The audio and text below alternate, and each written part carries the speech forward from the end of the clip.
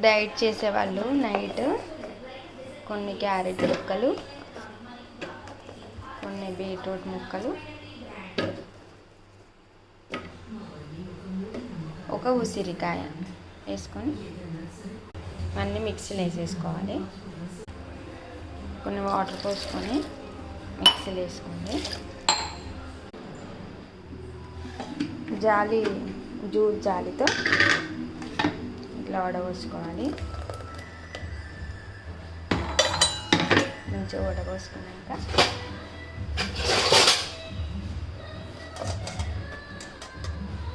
వడపోసింది ఒక గ్లాస్లో పోసేసుకోవాలి.